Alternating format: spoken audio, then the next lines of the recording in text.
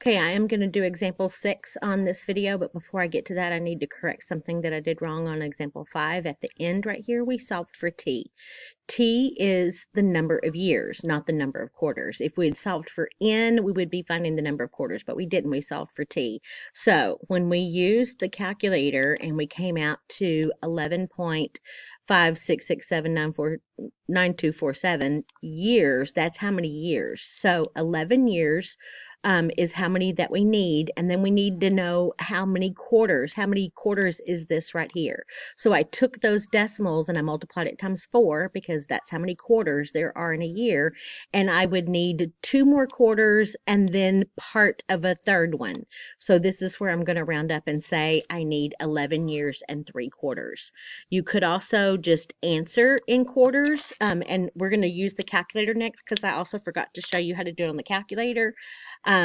But since t is years, we're going to say here we're going to write down that this decimal value 11.56 blah blah blah was 11 years and 3 quarters. Okay. If you do this on the calculator, you're going to go to here and you're going to type in this information. So n is what we don't know.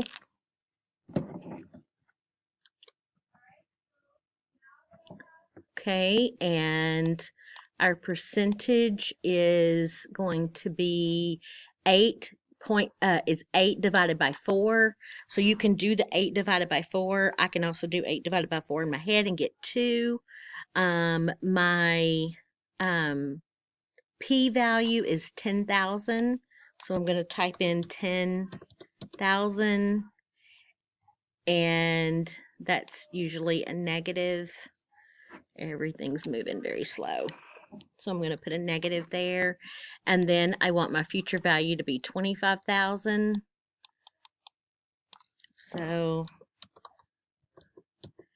and then here is my n. So I'm going to press enter right there. Now, why did it give me 46? I'm going to remember 46. That's how many quarters that I need. That was a total of 46 quarters, because remember, when I'm using the calculator, this is going to calculate that 4 times t, 4 times the number of years. So again, I'm going to round this up to 47 because 46 quarters will not be enough. If you do 47 quarters and you just go back to your home screen now and you say, okay, I've got 47 quarters, you divide that by 4, guess what you get?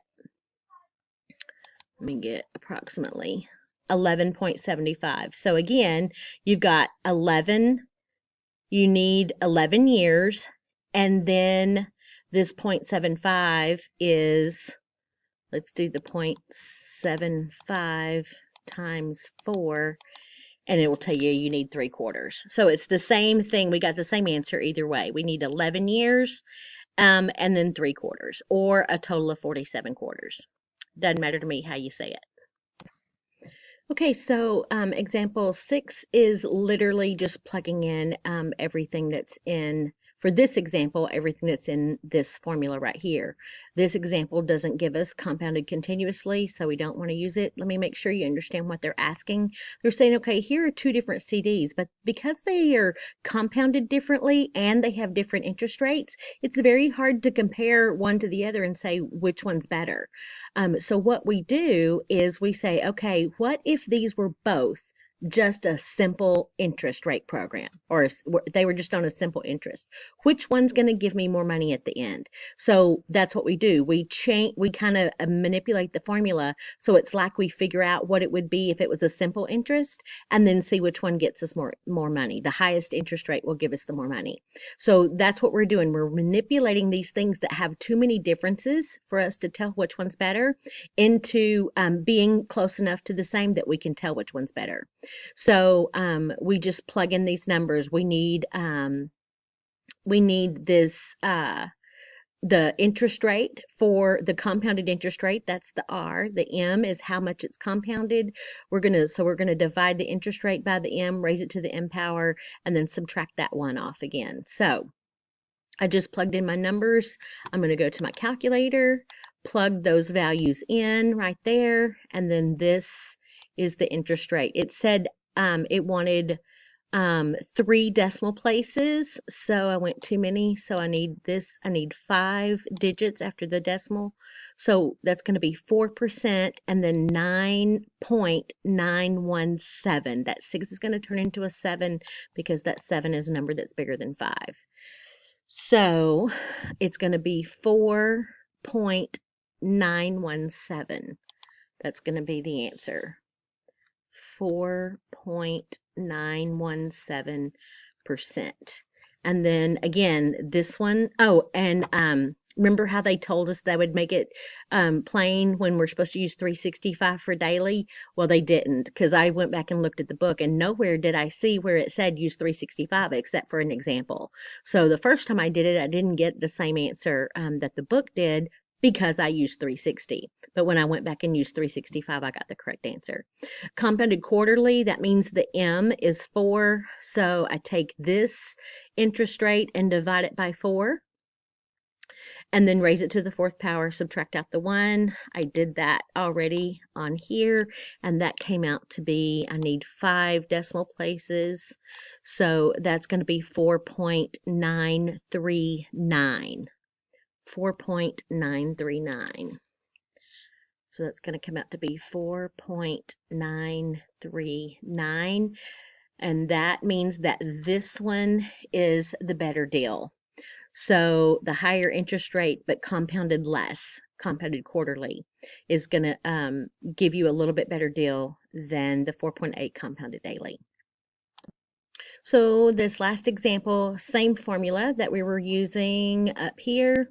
The only difference is we have a different unknown. Here they give us the annual percentage yield. They give us that, and they ask us to find the annual rate.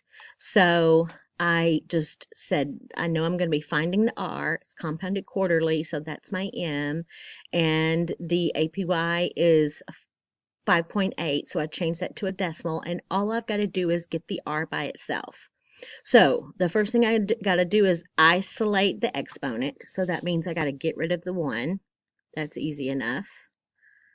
So I have 1.058, and that's going to be equal to this thing raised to the 4th power. How am I going to get rid of that 4th power? I'm going to take the 4th root of both sides. 4th root of both sides. Yes, I'm going to put that stuff back inside the parentheses. I'm just too lazy to write it right now. So I've got the 4th root of 1.058. I'm just going to wait and type this all in my calculator at one time. That's going to be equal to, those two things canceled out. So all I have left is what was inside the parentheses. I'm still trying to get the R by itself, so I'm going to minus 1.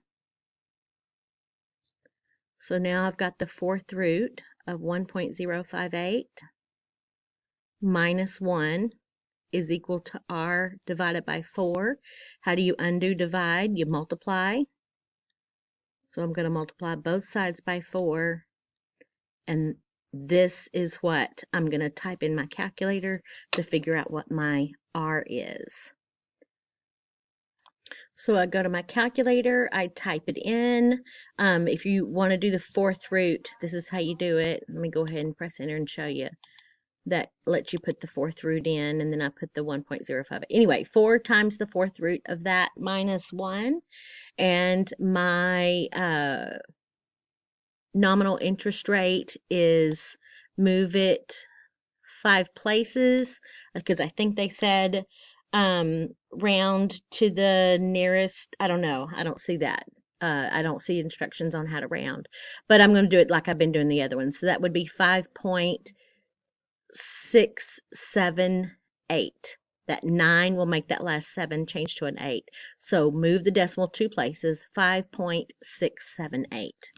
That's what I'm going to write right here. And I checked the answer in the back of the book, and they did round to 3.678%. And that ends chapter 3. I mean 3.2. Sorry, that ends chapter 3, section 2.